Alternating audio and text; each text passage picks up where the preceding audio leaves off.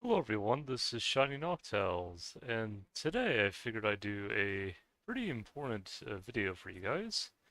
The reason why I have the title, a good moment, uh, let me get everything set up here before we get everything situated.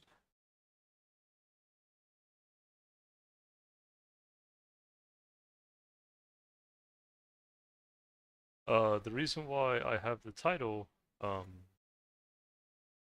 going to see if I can get this. You're pretending you're not Celtic, akin to telling Bjorn you're reenacting you're not Norse. The reason why I have that title as it is because I've done a lot of research on my ancestry over the past year, or over the past couple years, and I also enjoy watching a YouTuber called Bjorn Andres Hansen, and he's from Norway, and he's done a lot of his own videos about his own ancestry, and a lot of people have questioned him regarding, oh, appreciate the like, whoever left the like for the video. A lot of people have questioned him, regarding his ancestry. For example, they'll say, "You're not blonde hair. I think Bjorn has brown hair." Then they'll say, therefore you're not Norse, you're not Viking. And Bjorn has done a lot of videos, kind of countering that argument, which I think is important. Um, he also did a video on Sigurd, and my dad's name is Siggy, and I figured, that kind of parallels with Bjorn's video because Siggy comes from the Volsunga saga. It comes from Siggy facing the dragon Fafnir. And I think maybe in Norwegian, Fafnir, there's another way to say the word. But anyways, Bjorn did a video on that, and that was also quite interesting. And I recently found out through my dad's ancestry, it makes sense why his name is Siggy and why his dad's name is Siggy, or well, his name is Siggy Jr. and then his dad was Siggy Senior. Or really, well, there's many ways to say my dad's name. You can say Sigifredo, which is the Spanish version. You can say Siegfried. You can say Siggy. You can say Sigurd. There's many ways to say his name, uh, but most people call him Siggy or Sig. Um, and I had noticed when I looked at my dad's ancestry, when I looked at some of the closest matches he had with other ancestral populations, um, because my dad always says he's European and East Asian, and it's true because I was looking at some of the Native American samples that my dad had, and if you look at the mitochondrial DNA, D4H3, and I'll cover that later on, that maternal ancestry actually came from Asia, well, Northeast Asia, Korea, and Japan, even before the Ice Age, and so that could be one reason why my dad's grandmother or my great grandmother looks very similar to a quote unquote modern Japanese woman. Uh, she would look similar to, let me see if I can pull up the name, Daeko Shitama. And image. And she was interviewed, regarding uh, the bomb that was dropped in Japan during World War II. And I know it's a bit of a sensitive topic in Japanese history, but whenever I saw Daeko, uh, there was another image of her when she, in her younger years, but she actually looked a lot like my great grandmother Lita when she was younger. And of course, when Daeko got older, it also reminded me a lot of my great grandmother Lita as well. Well, this might be one image of Daeko when she was younger. But yeah, no, it was something that I always tell people because sometimes people will ask me, um, why do you consider yourself part Japanese? I say, well, it's kind of like how some Native Americans consider themselves Hawaiians or Polynesians. Like, I don't know if you guys have, actually, this would probably parallel with what Bjorn was talking about regarding finding one's roots or feeling that you had come home. And so there's a Mexican comedian named, or I think Mexican American, a native Mexican American, if you want to say it like that. But his name is Fluffy, and he went to Hawaii one year. And when he went to Hawaii, he said he felt like he had come home. And I've visited Japan before. It's been a while, but when I went there years ago, I also kind of felt like it felt like a second home in its own way. I know a lot of people are weary when they go to Japan because they're weary of being branded as gaijin, which is not always a positive connotation. But when I was there, the Japanese treated me very well, and they even invited me to eat with them. A family did at a sushi bar in Tokyo. Um, I was trying to speak as best Japanese as I could, even though it was broken Japanese. I tried to say Mizu-san, and I was trying to order water for three because at the time I had gone on a trip. It was my mom and her partner at the time. This was years ago, though.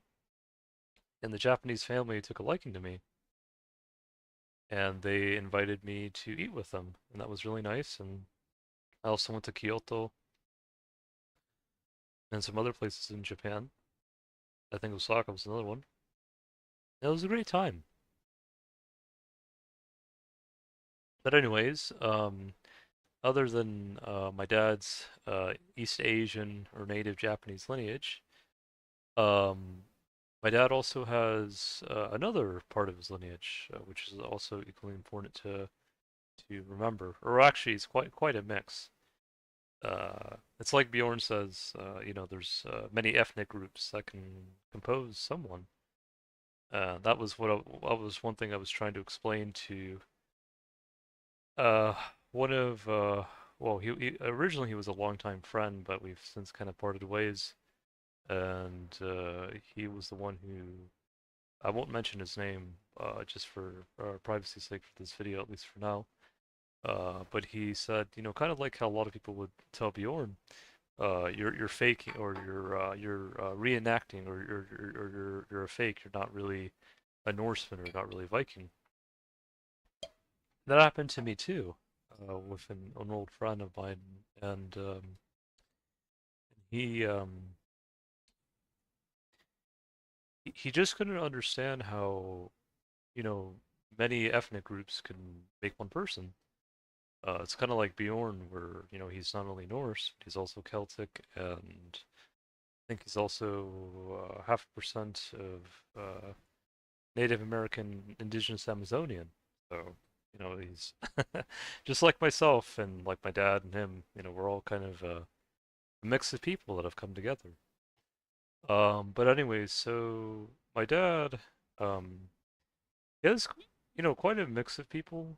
Um, we'll go through my dad, then myself, and maybe we'll also go through my dad's partner or a friend named Julie. Uh, because she would always say she's Anglo-Saxon white, and she is. That is part of her ancestry, but she's more than just that. Um, but yeah, so I know I would mention to Bjorn sometimes because in his videos he would talk about well he would say you fucking well he would say it in his own way, but it'd be like you fucking idiots. He was essentially trying to tell his viewers, because some of them believe that the Earth is flat, allegedly. And I always make the joke that I guess maybe the people who thought the Earth was flat thought that the Viking ships somehow fell off the face of the planet when they went to the New World, and they somehow still, you know, came back to Earth just fine. But I tell Bjorn just like how he says, Old Norse influenced the English language, like Tuesday is Tuesday, Wednesday is Woden's or Odin's Day. I prefer Odin, at least the way it's said, than Woden, but to each their own. Thursday is Thor's Day, and then Friday is Freya's Day. So just like how the Old Norse language has influenced the English language, so has Latin and ancient Greek, which it's also connected to Spanish. If you think of the words like democracy, democratia, philosophy, philosophia, Those are both words that are ultimately of ancient Greek or Mycenaean Greek origin. I know Bjorn likes to say that Scandinavia had its own form of democracy, and I'm not saying he's wrong, but there's more to the story. I know Bjorn, he tends to focus more on Northern Europe, like Scandinavia, uh, Netherlands, maybe Germany, Britain, and also Russia, for whatever reason. I know Bjorn said he was part, I think, part Slavic. I use the word Skeloveni because the word Slavic, that name has some. It's kind of like a mixed bag because that was also the word that was. I think it.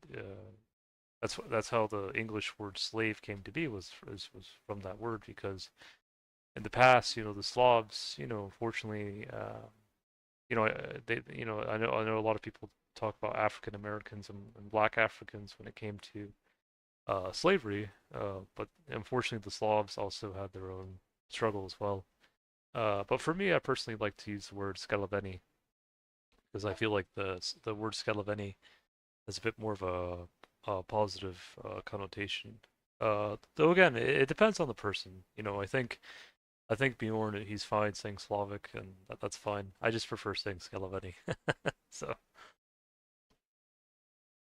and I think they had come from, I think, Eastern Europe initially. I'd have to look more on that, but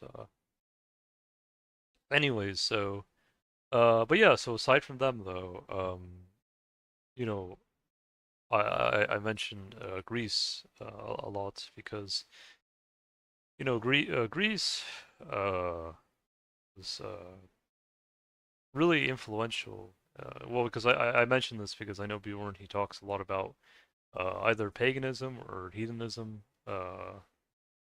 or he'll talk about Christianity uh, and the influences in Scandinavia or Northern Europe. But I think it's also important to look at Greek or the ancient Greeks, and because I think a lot of people they sometimes they mix. What I'm not saying that they mix Christianity and Greek together, but I think they kind of forget that the Greeks really were their own people. They were their own, just like the Norsemen. They were their own distinct people. Like if you count the Trojans of the Trojan War, if you ever read Homer's works, the Spartans, the 300 Spartans that fought the massive armies of the Persians, King Xerxes at the Battle of Thermopylae. Um, that also you got the Akkadians and Inoans, and they even say that the Milesians, those who had come to Ireland long ago, and this was said by Irish professor Pat Flannery, that before they came to Ireland from Spain, that they may have come from Miletus, which was originally part of Magna Graecia, which was part of the ancient Greek world, and they would have been situated in what is now known as Western Turkey, but originally it was part of Greece if you go back far enough. I think it's kind of like how Scandinavia over time the borders kind of changed over the years. I think that probably would be something similar. And so it's kind of fitting. Now I didn't see any specific genetic matches that connected my dad to Abinte Greeks, but it's interesting how, and I know in Greek tribe that was said to have been connected to the god Poseidon, the sea god Poseidon, not ice Poseidon, but the actual Poseidon, the real Poseidon. It's interesting how, um, by that same token, he's also connected to other seafaring people, which are the well, a lot of Norsemen. So it's interesting how it went from Greece, from Poseidon to I guess to Odin in Scandinavia, and so it's pretty much the southernmost, one of the most southern parts of Europe, southernmost parts of Europe, also having a connection to one of the most northern parts of Europe. So I feel like you kind of get a big picture when you see that. Um, so yeah, let me get through this. I want to cover the Dani real quick, the Danish Dani, because I actually had a YouTuber, or not YouTuber. I met someone in RuneScape on 2004 Scape. If any of you guys from 2004 Scape are watching, let me know. But anyways, there was a guy named Sunshin, and you know, I was telling him how, and he's from Denmark proper. But I was telling him how I had like fourth or fifth cousins that lived in Scandinavia, Denmark, Sweden, and Norway. Yes. And I was telling him all the different names like Bjorn Dalen and Olsen and Mokirk and all these other different names that popped up, Hendrickson, and, uh, and so anyways, he found it interesting when I told him about the Rheinbu or the Arcoides. For anyone who doesn't know, Rheinbu is Danish and Norwegian for rainbow. I'm sorry for this if there's any Swedes watching, know, if they feel left out. I don't want them to feel left out, but I'd have to see how you say rainbow in uh, Swedish because I think it's a bit different. But for me, at least, what resonates with me is Rheinbu, which is said in Norwegian and Danish, and I think in German it's Regenbogen, but I prefer Rheinbu. It's just nothing wrong with the German pronunciation. I just feel like Rheinbu has just more magic to it. There's something to it. The way the words resonate with me. And so, anyways, so I want to cover the Danish Stani real quick, because I know a lot of times people they tend to clump all the Scandinavian people into one ethnic group, but it's not really like that. It's more, yeah, Scandinavia also has diversity as well, contrary to what people think. Um, it's like like it's like my dad's partner, Julie. She had the idea, of Anglo-Saxon whites, and of course the Anglo-Saxons they had come from um, northern Germany and parts of Scandinavia. I think maybe even Denmark was one of them. But there were more people there than just the Anglo-Saxons or even uh, or even the Vikings. That there were other groups of people, and so for my dad, one of the main groups he's connected to is the Danish Dani. Uh, it almost sounds like in Greek there's a tribe known as Downey, and I think they were Greek settlers who had settled in Italy, parts of Italy. I'd have to read more on that. But then there's also the two of the Danen, which is also connected to Ireland. So there's many names that sound similar. Um, it's kind of interesting. There might be a correlation. But anyway, so the Danish Shani were, according to ancient lore and early medieval accounts, the Dani descended from powerful sea kings and warriors who emerged from the misty forests and stormy coast of early Scandinavia, where gods and men once walked side by side. Roman historians like Jordanus and Brocopus describe them as a fierce northern tribe who rose from the frozen lands to replace the Gothic people.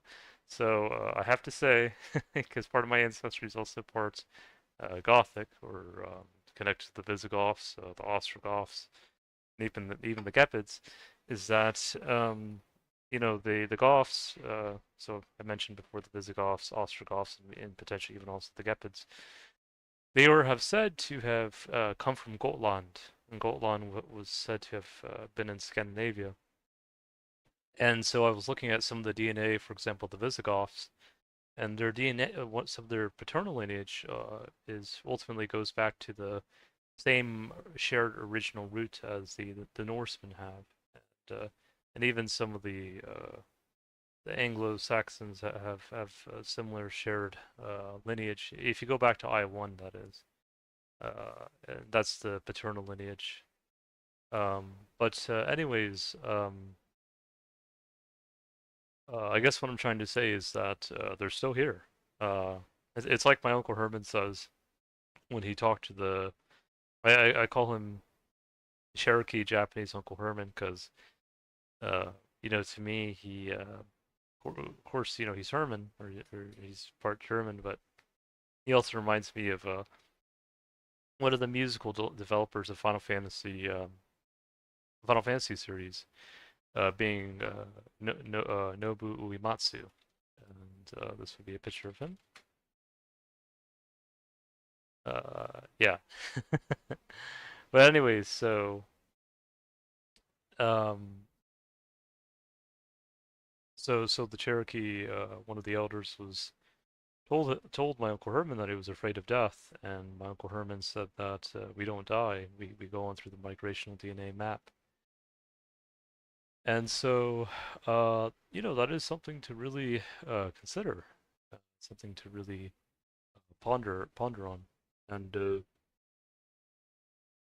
think I was looking at an ancestral sample I had from Nevada Spirit Cave, and it was saying that the ancestral remains found there, the cranial morphology matched the not only the natives but also the Japanese Ainu, so the Ainu Jomon of Japan. That they are one of the indigenous groups of Japan, not the only one, but one of them. Um, some say the Jomon were the ancestors of the Samurai, and the Ainu could have also have contributed to that as well.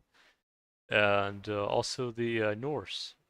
So it was interesting how the ancestral remains from Nevada from thousands of years ago also had matched at least somewhat to the cranial morphology of the Ainu, Jomon Japanese, and the Norse, and how it was all kind of interconnected. Um, but yeah, so anyways, let's continue. Their lineage shrouded in both myth and migration. By the 4th century AD, the Dani had forged a name across the dark northern seas and set the stage for the Viking Age in Denmark. So it seems like before they were Vikings or before they went Viking, and I think Bjorn, I think he sometimes, I don't want to say it goes back and forth, but I think he, sometimes says, the word Viking can be a verb, but also I guess in some ways it's also a noun because you can say the Norse went Viking, or you can also use Norwegian or Norwegian Danish Vikings, or I'm sure eventually there will be more consensus on that. But yeah, but before they went Viking, or before they were known as Vikings, there was a group known as the Dani that lived before, and I guess they would have been one of the Norse ethnic groups in Scandinavia. My dad also had matches, and I mentioned this in a previous video, because my dad also sometimes mentions Belgium, but I think even maybe my uncle Herman sometimes mentions France. There's also the Gallo-Celtic Sequani, or Sequani, however you want to say it, and they were known as a group that had kind of like how Herman Siegfried, the Cherusci chieftain, defeated 3 Roman legions. The Sequani and the Gallo-Celtic Adui, they were both Gallo-Celtic tribes that had lived in France, some kind of bordering Switzerland in some areas. They had some of them had fought alongside Vercingetorix, which was part of the Averni Gallo-Celtic tribe, against Julius Caesar's legions. Um, and just like the Dani, and just like the Goths, and just like the Japanese, the natives, the Gallo Celts still live today. And it's kind of cool how, when I think of the name Adui, uh, some people call me Louis. And so it's kind of cool how Adui and Louis, yeah, sound so similar. You know? the reason, and this is why I think some people get confused with spelling, because notice how a Dewey is Aedui, and so when a lot of times when people want to write my name, they'll want to write Louis. But I prefer Luis because I feel like that's the way of how it sounds. I used to make a joke that if you add the O, it sounds like Laos, like a house. I know that's not really how it is, but that's why I prefer Luis, and that's also the Spanish way of spelling it, and I think even the Portuguese. But there's many ways to say my name. It's like my dad's name, but maybe even more so of my name because there's Louis, Louis, Luigi, Louis. Um, I guess it's Ludwig. No one really calls me that, but but there's Lulu. There's many different ways to say my name. Usually I prefer Louis, but Louis, Luigi, uh, those are fine too. Um, my dad was also connected to the Frisi and or the Frisians. I know Bjorn had mentioned them a little bit on his video, but the Frisians, they were an ancient Germanic tribe who had lived in the delta of the Rhine. Uh, I think it's kind of in the Netherlands or that area, and they had fought the Roman soldiers. Uh, they had fought Roman soldiers, yeah. Just trying to give you a summary on this. Made peace with the Romans with significantly lower taxes than before. They eventually did. Between the 3rd and 5th centuries, Common Era sea levels rose and the Frisians were forced to relocate. Okay, so I think Bjorn mentioned one time he made a joke about why the Dutch people are so tall, and I think it was something to do with the seawall in the Netherlands because it's something about I don't know if they've had problems with flooding in the Netherlands or something, but I know Bjorn made a joke about that. Um, so 2 centuries later, the Angles and Saxons resettled the former Frisian region.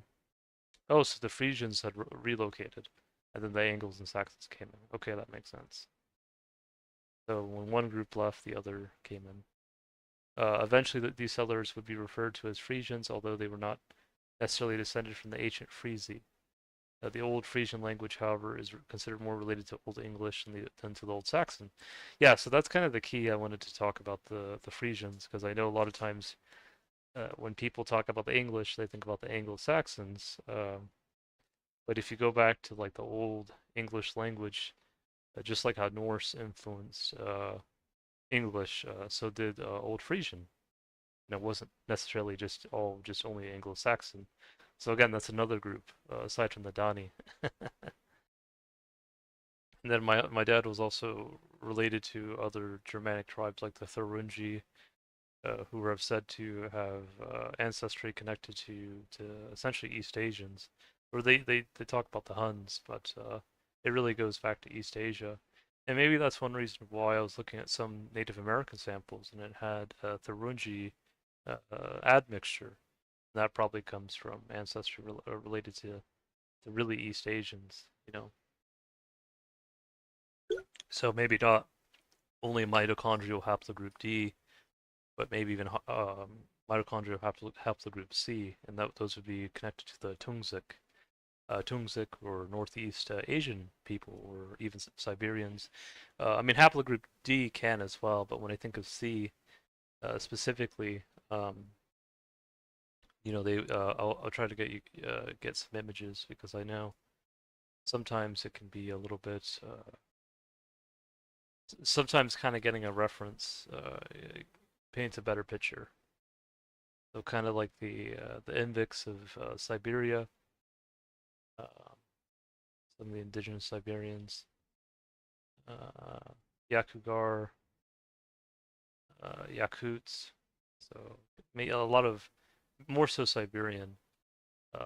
Yeah, so I would say the best way to say it is mitochondrial haplogroup C is more so mainly Siberian, while D can also be Siberian, but also really also East Asian. So, but they kind of they kind of overlap because D and C those maternal lineages were once connected to a shared maternal ancestry if you go back far enough. But yeah, so and you can see D is connected to the Aleutians from the Aleutian Islands, which is further north, closer to Alaska. Also the Japanese in many parts of Japan, including Hokkaido, and also Tibetans and other groups. Um, okay, so and then there's another group that my dad was related to, known as the Germanic Batavi, and I think they had also had lived in the Netherlands or pretty close to that area. Actually, they weren't too far from the Frisi, but they were have known to have seemed like a lot of the tribes during the Roman Empire. A lot of different Germanic and Celtic tribes were seemed that they had enlisted themselves into the Roman Empire during early times. And I guess the Batavi was another one. They were a Germanic tribe, uh, known to be a fearless cavalry and swimmers who could cross rivers in full armor. Take a lot of strength.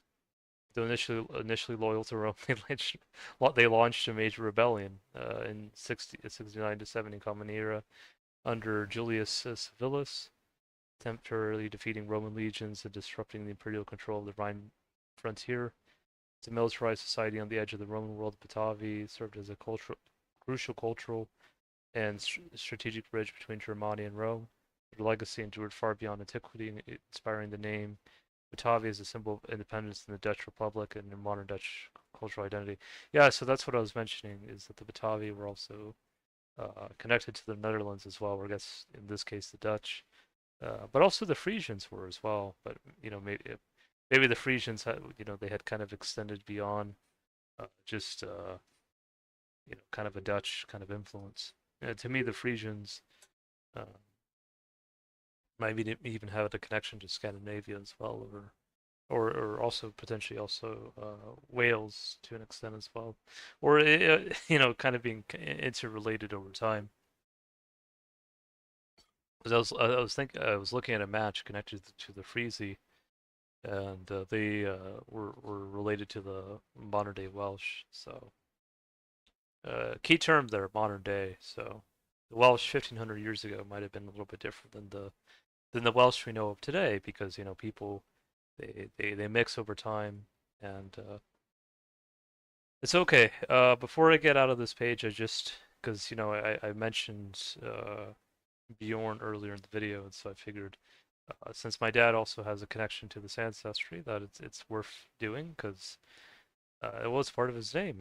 It's part of his legacy, and also it's even though my name is not Siggy, like his name or his name, and his dad's name, it's still part of the Rhine or Coedes. So we can start with the Danish. Well,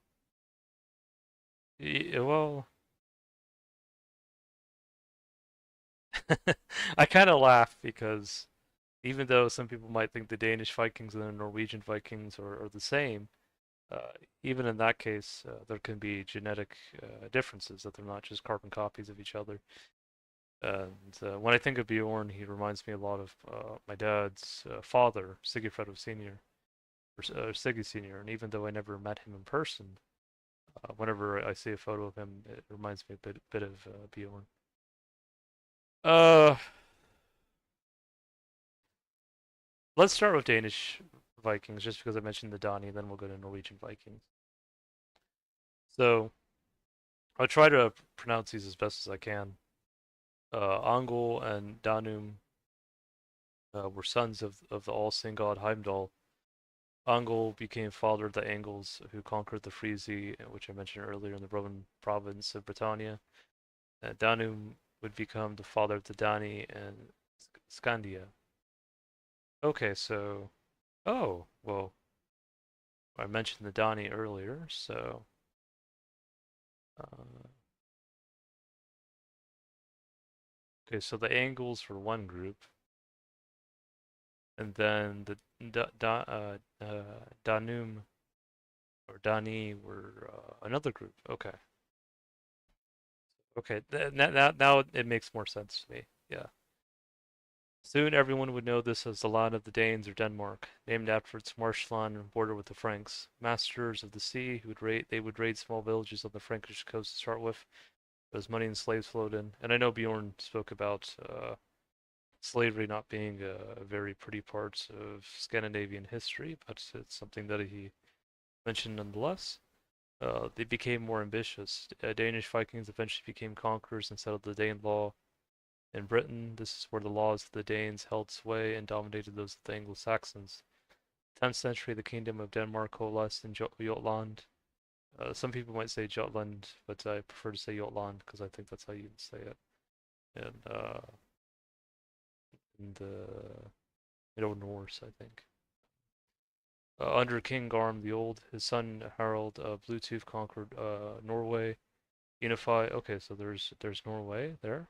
Unify Denmark and Christianize the Danes. Yeah, and I remember Bjorn speaking about that when Christianity came to Scandinavia or to Norway specifically, it wasn't that pretty of a transition, as it were. So I think it's important to acknowledge that. These accomplishments are inscribed in runic on a huge gravestone at Yelling. His son, Sweyn Forkbeard, raided England annually and was accepted as king of that country.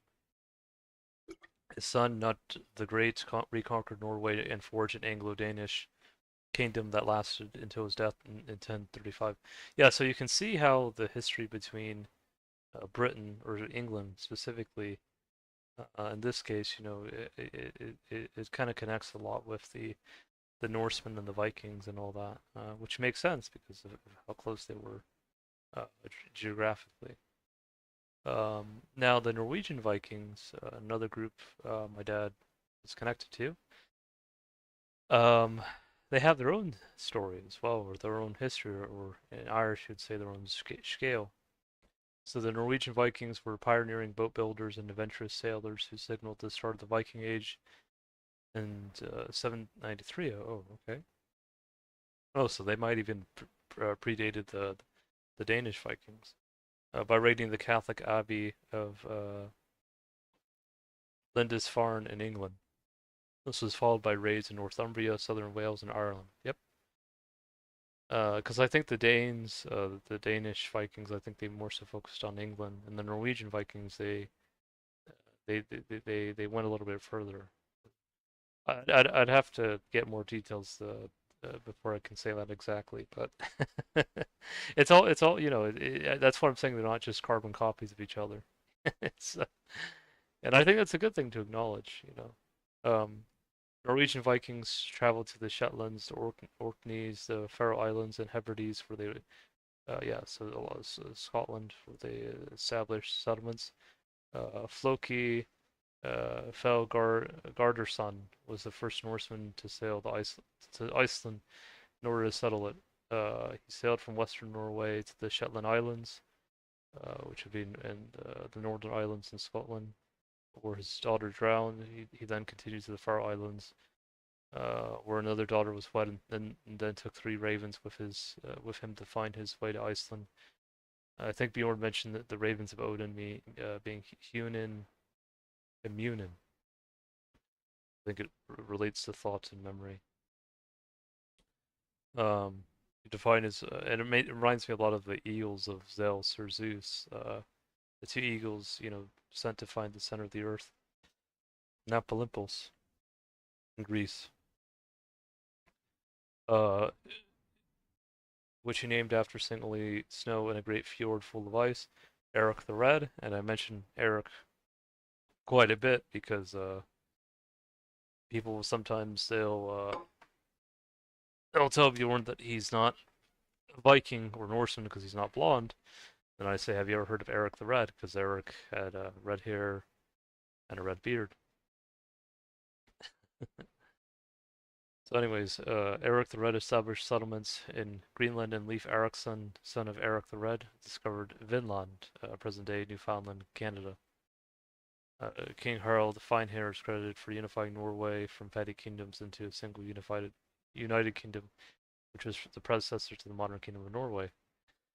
So yeah, it's all. So you see how everyone has their own story. You know, everyone has their own unique tale to share. Um, and yeah, and then even with, like I mentioned earlier, with the Adui and the Sequani, even they had originally their own kind of ways of looking at things, and they also lived in different parts of Gaul at the time or different parts of France, and eventually they came together when they were fighting Caesar's legions, but it took a while, you know, because just like how the Vikings had their own ethnic groups, so did the Celts, you know, the Gallo-Celts or however you want to say it. Gallo-Celts really just means Celts who had lived in Gaul or who had lived in uh, France. Then Gallic Celts would be like the Son of Mani, which I feel like connected to the Druids would be connected to places like also northern Italy. All right, so the reason why I wanted to do this video is just really aside from doing that summary that took a while, I just wanted to quickly go through the new matches. My dad, myself, and then or my dad, his partner Julie, and then myself, like what we all got. Um, because he did get some new Gallo-Celtic matches, or so sometimes they'll use the word Gallic or sometimes Gallo. It's all really connected to Gaul, or it can include northern Italy. But in this case, you can see how it's connected to a lot of the Gallo-Celtic tribes and even some Germanic tribes like the Batavian, the Celtic Scordisci. Uh, and the reason I wanted to go through this is because I know there's a lot of people who they'll question whether or not the modern day people from Spain or people of Spanish descent or Portuguese, maybe even French or North Italian, if they are um, related to the Celts, because that's what the Irish professor Pat Flannery had said is that he said the Gaels had come from Spain to Ireland, but really it could also be connected to the Celts. But I think with Bjorn, not Bjorn, when the Irish professor Pat Flannery, when he talks about the Gaels or the Goidels or the Goidelics, he might be talking also about the Gauls or the Gallo Celts, Gallic Celts. Uh, that might be also the intersection that he's trying to refer to. That they are Celtic, but they're also influenced by Gaul. They're not just influenced um, because a lot of the Celts, a lot of the Celtic matches that you see in, like for example, for my dad's partner, it is Celtic, but it's also very much a mixture with Norse as well. So so the ancestry shifts a little bit. Nothing wrong with that. But if you look at a lot of the Gallo-Celtic matches in areas like France, especially, you can still see there's a pretty strong influence connected to a lot of modern day Spanish populations, as well as the French and North Italians. Uh, and other people who would be related to that would also be the like the like the Trojans and the ancient Greeks, because a lot of them also had, and the Aurelians, a lot of them also had similar ancestry too. And that's what Bjorn was talking about. Not Bjorn, Pat Flannery. I'll link his video as well. Um, you know that that there was a connection to really ancient Greece, and I think that's what he was trying to allude to. And you can see it clearly here. A lot of the modern day populations kind of displayed.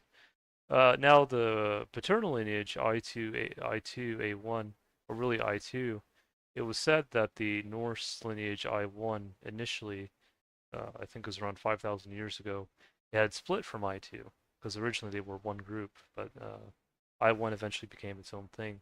And I think if you look in Mesolithic Scandinavia, before I1 became the prominent paternal lineage for the Norse, I2 was the original lineage, if you go back far enough.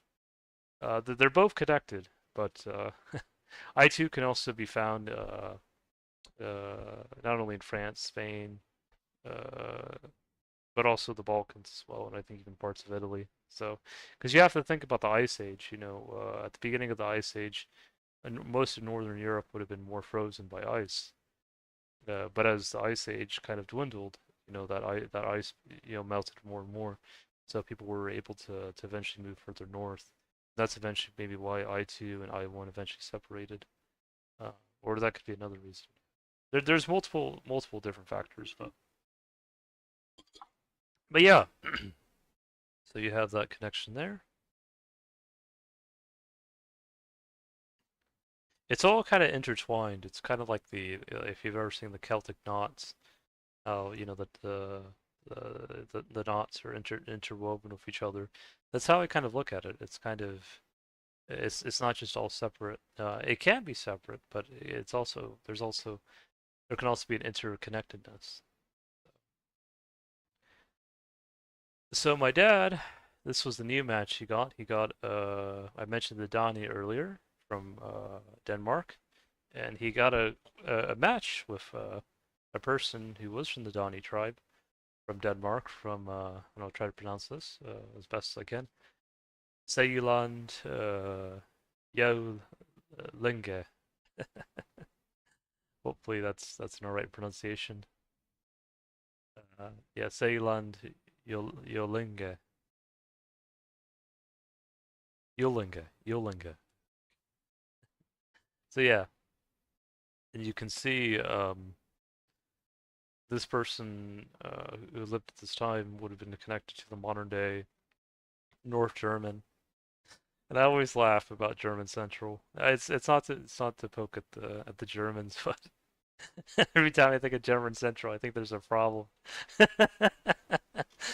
And I know they would say no, there's not a problem, but it's silly.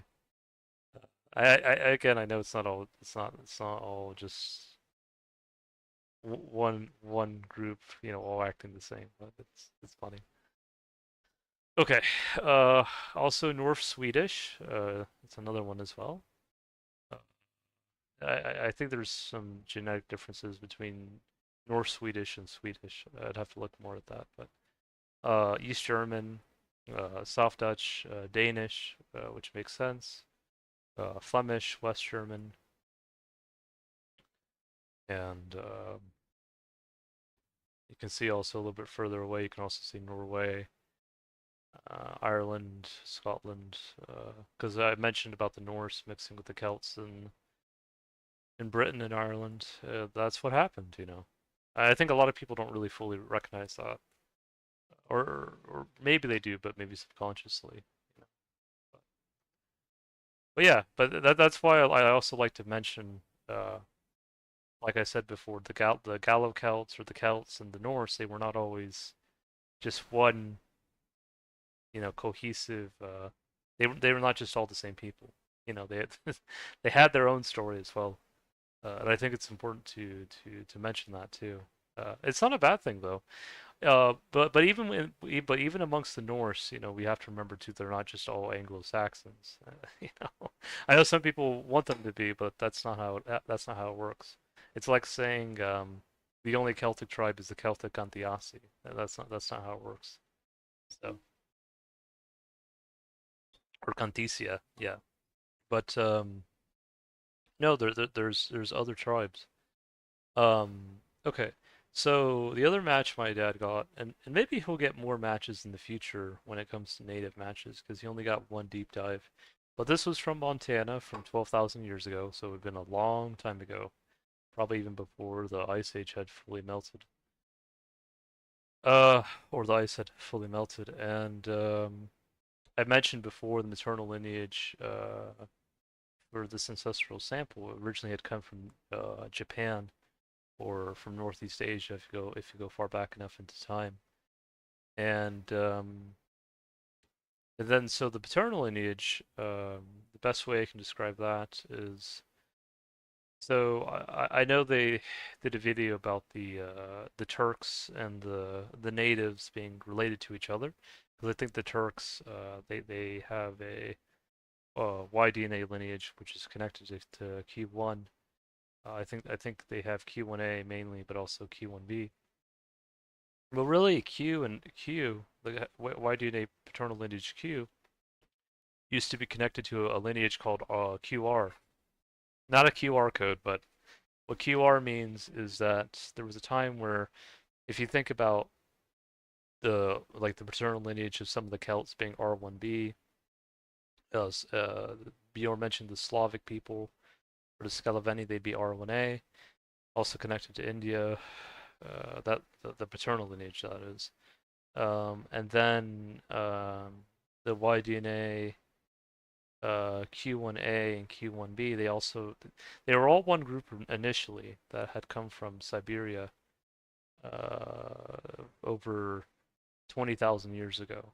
Uh, but yeah, they had eventually separated, and so that's why, the Native Americans, a lot of them, while they do have lineage connected to East Asians, that's largely connected to the maternal lineage. That's why um, my great grandmother Lita looked like a Japanese woman.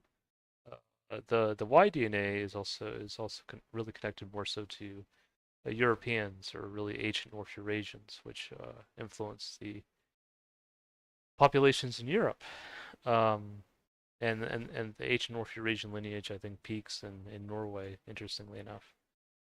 So the paternal lineage really would think would peak its highest, or its relation would peak its highest in Norway, and maybe that's why they were making comparisons with the ancestral remains found in Nevada to the Ainu, Jomon, Japanese, and the Norse. And you can even see here where this lineage could be found, because it traveled a lot of places. It traveled to Mongolia, the Bahamas, the Scythian Saka people, different parts of Russia, Siberia, Ukraine, Denmark during the Neolithic period, and the same place, Ceylon, yeah, Siberia, Kazakhstan, the Vikings, Bahamas. It went everywhere. It went everywhere. But and then you can see the modern day matches with the sample would be connected to, because this is more connected to, closer to Mesoamerican than and North American. Because originally a lot of the people who identify as Mesoamericans today, which is Latin America, so a lot of their lineage, or at least some of it initially, was in North America, or more so U.S. and Canada, before, because Mexico is part of North America too, but they would have been even further north. Uh, but they would be related to the modern day Pima people, who live in the southwest part of the U.S. The Inzik, which is found close to Montana, I believe. The Mayans, and I believe you guys have heard about the Mayans. Luceno, I think it's a tribe that lives in Baja California. Miztec, a lot of their maternal lineage also, haplogroup A, can also be connected to the Tlingit, Athabascans, and other people. Even Siberian Eskimo. And I know there's a whole thing about that, but the only reason why I say Eskimo too is because it doesn't just mean people who eat raw meat. It can also mean raw fish. It can also mean people who tie snowshoes. And I want people to know that, So when they hear the word Eskimo, it shouldn't always be a negative connotation, as long as they also remember he who ties snowshoes. And the thing is, I've there was a time where I was cooking, and I would a lot of times eat undercooked food, and it made me think about the Eskimos, the Inuits, and not only the Inuit, but even other Paleo Eskimos and other tribes like the Kets, the Karyaks, but because a lot of them would probably eat their meat raw in the north, because it was probably easier that way than starting a fire, especially maybe when it was too cold. And they didn't have like refrigerators and freezers back then and all that. So I guess if they did have a freezer, it was the natural elements, of winter. But yeah, and then Kukopa as well. Yeah, so and then you can see here they're also connected to the Tlingit, the Haida, the Navajo, or Zne, Apache. I have a friend Joe who's part Apache. I think it goes back through his maternal lineage through his mother, Athabascan or Athapascan, which first I've said that have come from Siberia later on, where they were more genetically related to the modern day Siberians. The Haida, the Tsimshian, so those be tribes in northwest in British Columbia, Pacific Northwest area. So you can kind of see how it's all kind of interrelated. The tribes from uh, the tribes from how do you say it? The tribes from Latin America, the Southwest and the Northwest. You know how it's all kind of connected. Again, not all the same, but a shared ancestral lineage. And then, like I said, the maternal line, if you go back far enough, at least for the sample, had come from Asia, from East Asia specifically.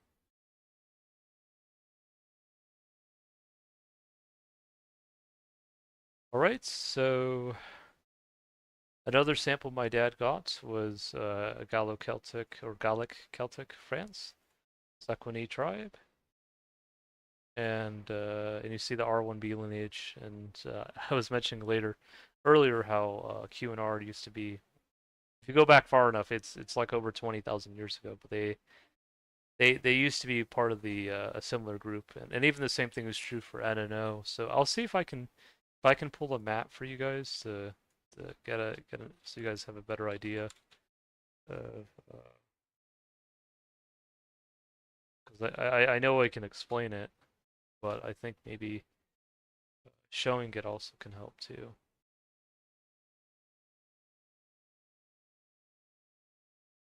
Yeah, let me see if I can get this.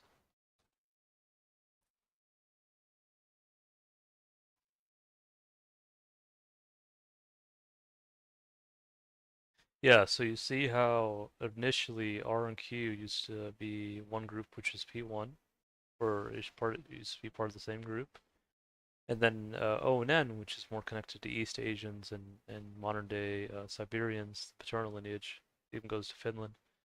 It was connected to NO. You see, if you go far back enough, it goes back to K2. That goes back like 50,000 years ago, but yeah, they had the father's side, the paternal lineage, actually had a shared group. But anyway, so um, it's it's kind of interesting to share. Maybe that's another reason why some of the Japanese, when they listen to Celtic music, they feel familiarity because it could go back to lineage going back tens of thousands of years. But yeah. So anyways, so here's another Gallo-Celtic person who's connected to the modern day people of Galicia, Portuguese. And a lot of the people from Galicia in Spain, they consider themselves to be descendants of Celts, and even had a connection to the Gaels to Ireland.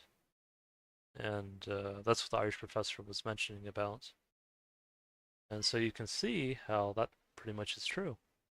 And despite what some people in Britain and in Ireland would like to say, who also have Celtic lineage, and say, no, we're the only Celts, you guys aren't Celts. Well, that's not true. Now, if you want to say you're also Anglo-Saxon and you're also Norse, that's fine, because I don't think the Norsemen would have a problem with that. But but it's interesting how it seems like people with Celtic lineage in Britain and Ireland, they have more problem with people identifying as Celtic than the Norse do from Scandinavia. So that's pretty interesting. Anyways, so yeah, you can see how a lot of the modern day populations are Spain, France, and North Italian.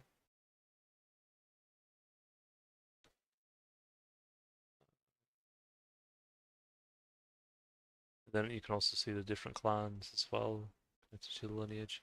A lot of it goes to Britain and to Ireland.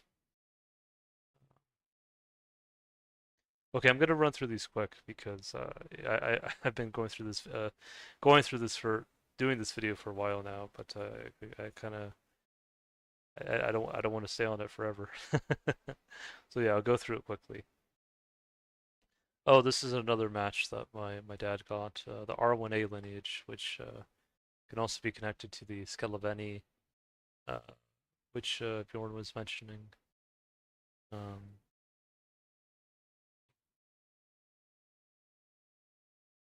but in this case, this sample back 3,000 years ago would be when connected to the Kosovar Albanians, Tuscan Bulgarians, Greek Thessaly, North Italian Greeks,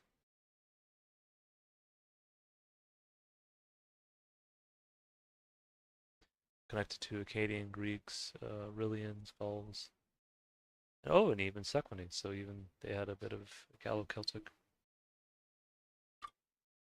But yeah, so this was the sample match that reminded me a lot of my mum's friend Josephine. She's a Scottish Australian.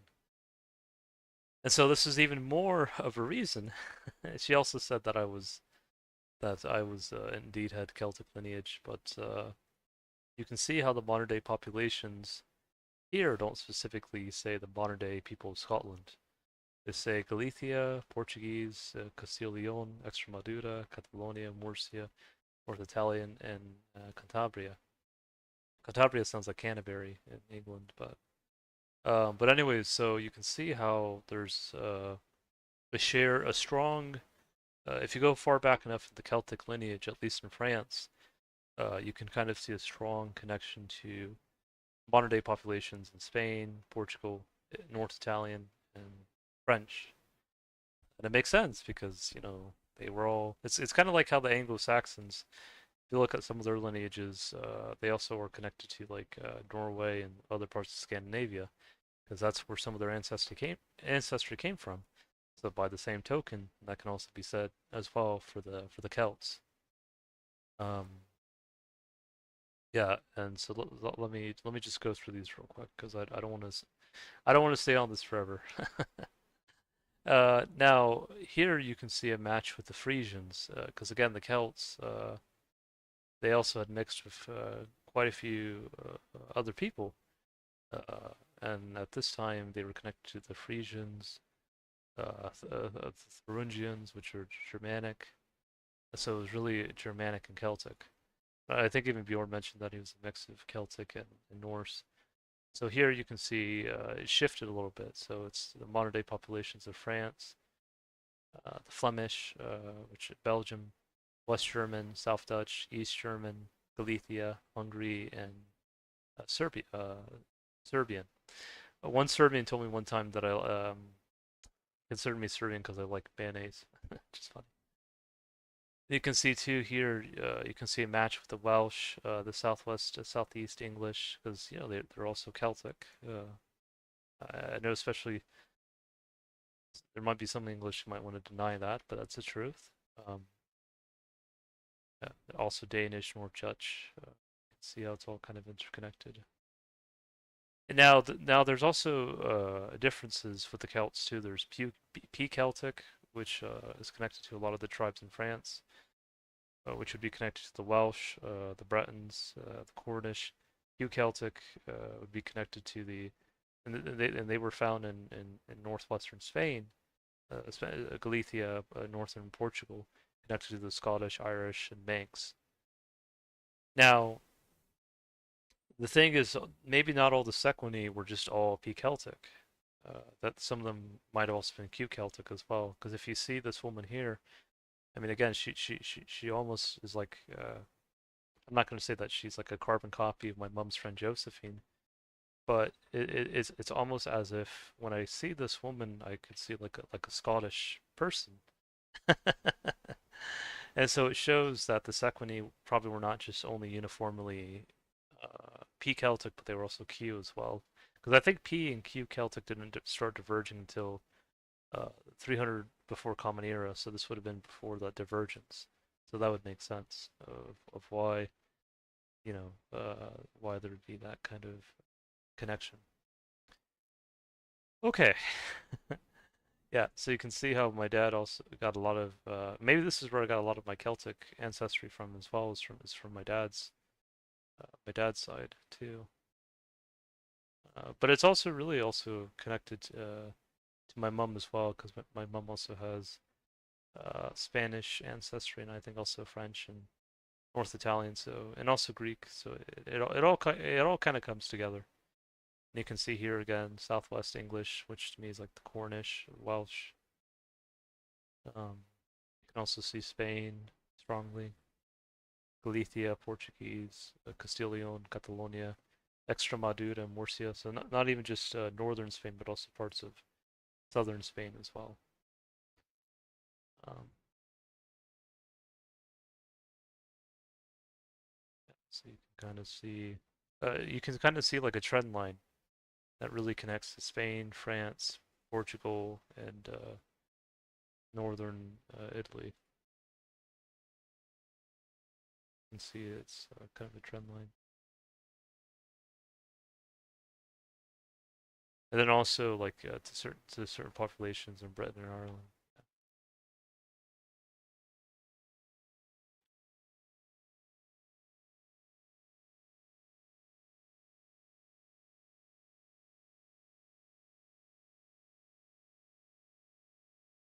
My dad also got some matches to the Avars, which had come from I think as far east as Siberia. Yeah,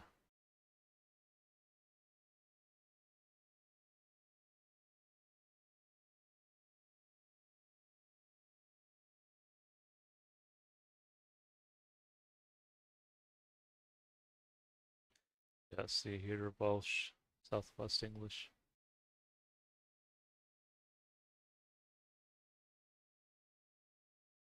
Yeah, I think there were some that were also Ireland and Scotland as well. But yeah, it depends on the samples.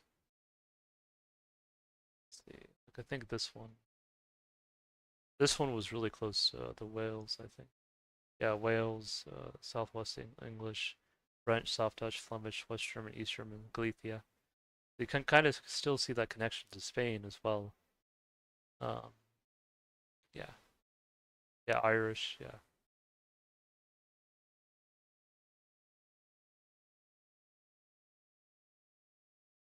yeah. I think probably my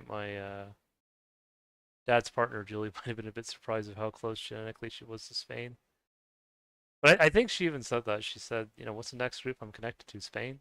So it's not wrong.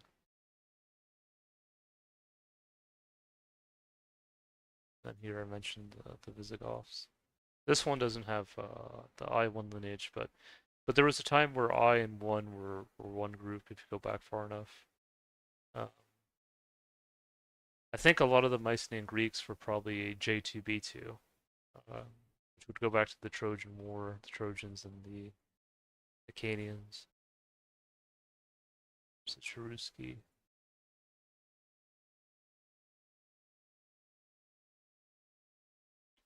Yeah, they were connected to French, South Dutch, Flemish.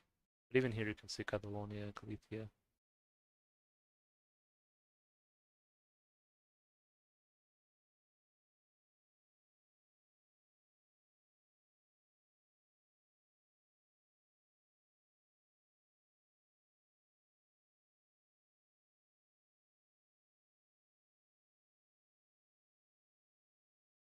Yeah, and you can see also differences in lineages, Austrian, Hungarian.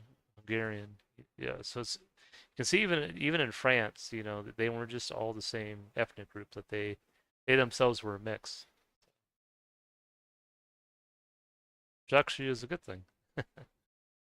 can see South Dutch, French.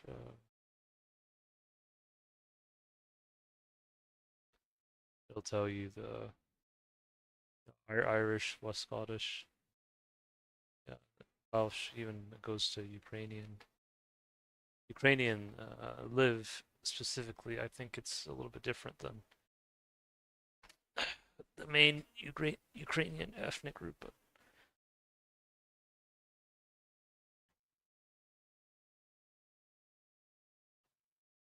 yeah, you can see how it's all kind of the interconnection.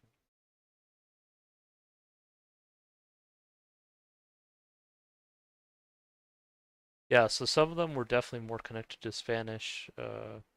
I think if they're mixed more with Germanic, you can kind of see more of a shift towards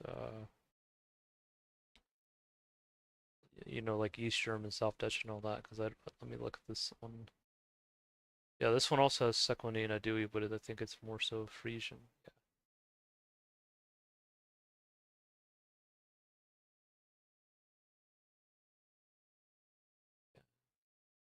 Whenever I see this sample, it kind of reminds me of an elf.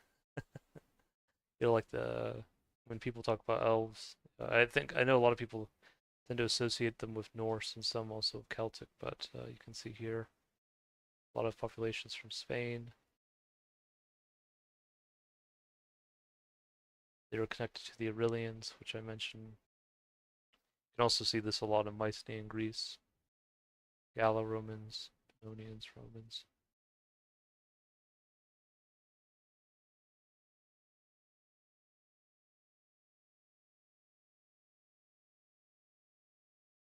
There's a Gallo-Celtic outsider in Norway, apparently. Hopefully he's not an outsider anymore, but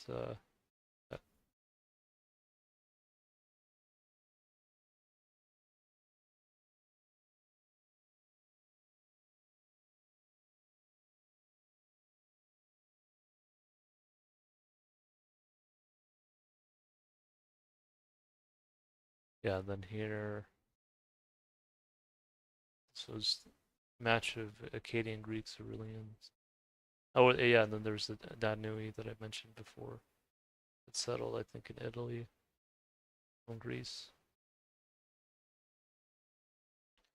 All right, so let me go through mine real quick. I'm just gonna check something real quick with the chromosomes because it'll tell you how many synapses you share with a specific group.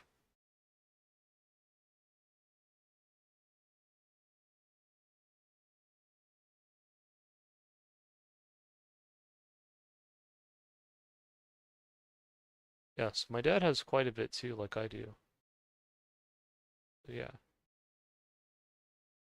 Now, the one I didn't get, at least not yet, because my dad also got a lot of matches with the Dani. I didn't really get those ones as much. Not to say that's not still part of my ancestry, of course, but I think there's a reason why my Uncle Herman will call me Celtic Healer. Yeah, so let me go here.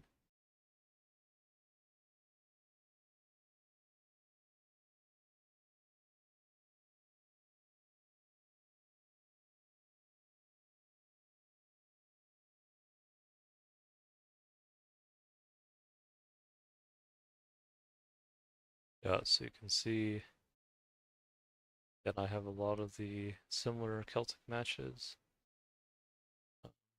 Now, not all of them have pictures yet, because some of them probably are a little bit newer, but you can see how it's all connected.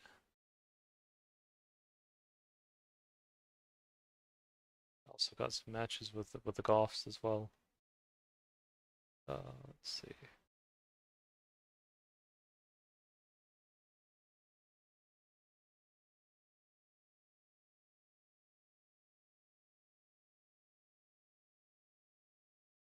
Yeah, then I got the connection with the Lombards, and I'll try to do a quick summary on them. But the Lombards, they were have said to have come from the Longobards from Scandinavia, and when they had settled in northern Italy, or maybe this was even before, uh, they were fighting the Vandals at the time, and so it was said that the women had communed with or connected with Freya to ask for her guidance, the Norse goddess Freya, and Freya told the women when they would fight the Vandals to wear their hair like their long hair like beards. So when they fought the Vandals, I guess Odin, the Norse god, took pity on them and kind of granted them victory against the Vandals. So it's an interesting story. But at the time, and when they got to Lombardia, in Italy, it was a kingdom in Italy, uh, or yeah, northern Italy. They were connected to the South Dutch, French, Flemish, West German. So I guess these are really this might be what what some people might refer to when they talk about the North Italians. Though really there were North Italians before the quote unquote North Italians, or there were North Italians before Lombards, but you can see it also became part of the ancestry. Um, but yeah, so because I know sometimes there's divisions between different parts of Italy, um, but uh, But yeah, no, you can see how there were all different tribes that went through. Even in Italy, there were the Greeks, there were the Romans, there were the Sicilians, there were the Celts, there were the Norse. All these different groups, the Aurelians, all these different groups went through there. You can see even Spanish Catalonia, North Germany, and then I think if you extend it,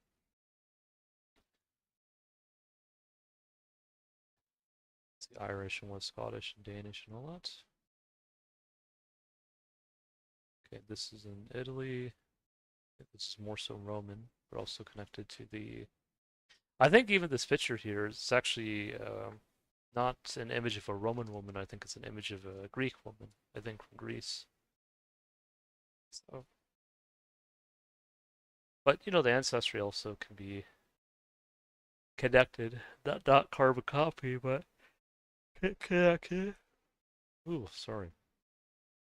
But I think if you look at a lot of the matches from Iceland and Greece, it actually matches more with not even the modern day Greek populations. Some of them do, but others match a lot with like Spain and North Italian, so it kind of depends. Even Greece was its own melting pot. This one I probably got from my mum. See here mentions Spanish Aragon, which is more so the northeastern part of Spain. Calabria, southwest French. See here mixture of Visigoths. Aquitania, which is French Basque. Uh, Iberians, Gallo-Romans, Etruscans. And you can see here how you see Spain. You also see Wales, Ireland, Southwest, Southeast England, West German, Flemish, South Dutch, French, Basque, North Italian, Tuscan.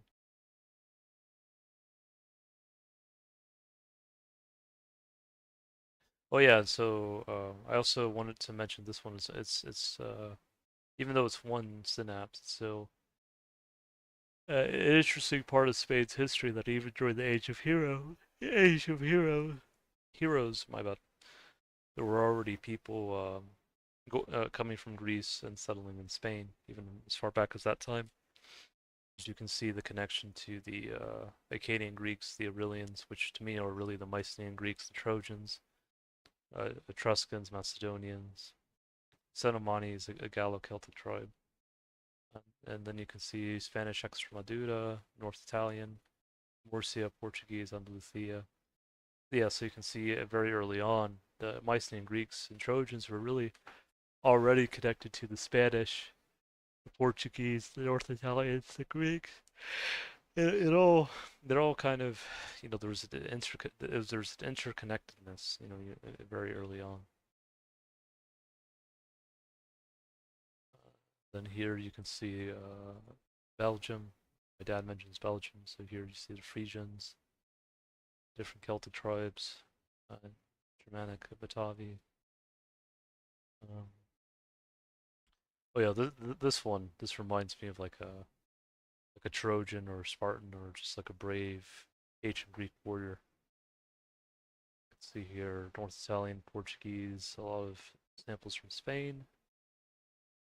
Um, Akkadian Greeks, Aurelians, Thracians. The Thracians are also known as the dragon people, the Thraci, or in Welsh, you would say the Draig. So,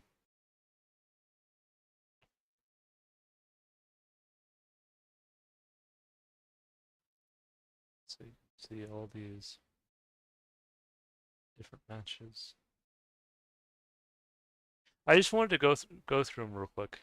I also wanted to especially hone in on the updates because I had a lot of my dad and I both got a lot of a flood of all these new Gallo-Celtic samples. So that's why I wanted to do that too. And of course, my dad got the Dani tribe as well, which I might get eventually too. But we'll see. Is it, I think of the Mayans and them being one of the people who rediscovered the number zero, and you think about dividing, if you divide two in half, you can go from 5 to 2.5 to 1.25 and all that, but you never really reach zero. And I told you that I had like a lot of fourth or fifth cousins from Scandinavia, so it might pop up eventually in a different form, but yeah, it is part of the family history. Then here, this match especially is matched closely with Southwest English and Wales, the Irish, Scotland, Spain. Yeah, so Spain and Ireland and pretty much, most of the Celtic people were mostly interrelated, at a time, and it seems like Spain is kind of like that linchpin, but also France as well. Not this, yeah, not saying that that doesn't necessarily have to be like the Franks only, like with the Anglo-Saxons in England, but yeah. So hopefully that makes sense.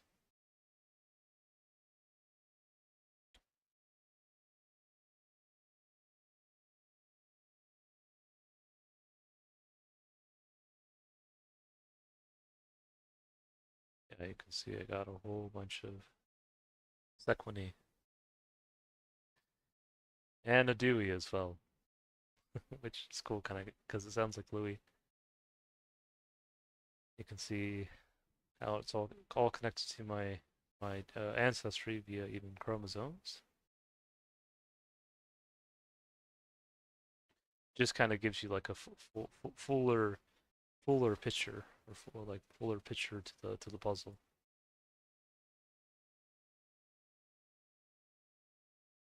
Yeah, so I just wanted to see real quick if Julie, Dad's partner, got anything new.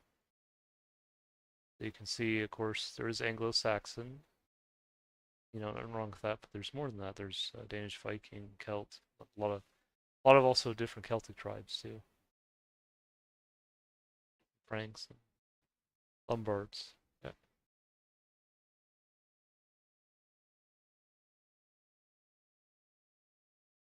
Yeah, I don't know if this one's new.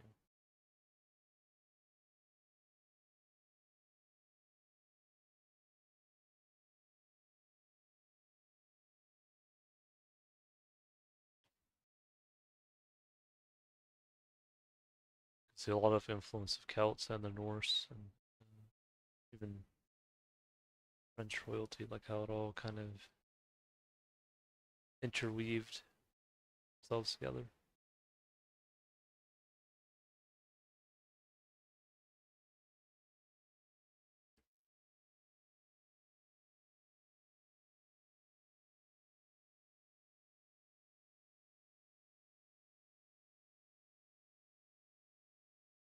There's Cheddar Man. You can't take the cheddar out. Yeah, Julie will always say you can't take the cheddar out of me. I think she also got a little bit of Sequiny as well, even though it was just a small amount. It just kind of further shows the connection.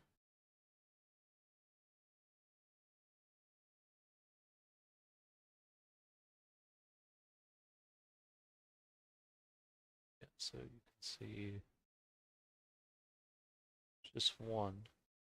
But hey, one's better than none. Alright guys, I just wanted to do this video real quick for you guys. Hope you guys found it informative. Hope you guys learned a lot. And hope you guys take care. Bye for now.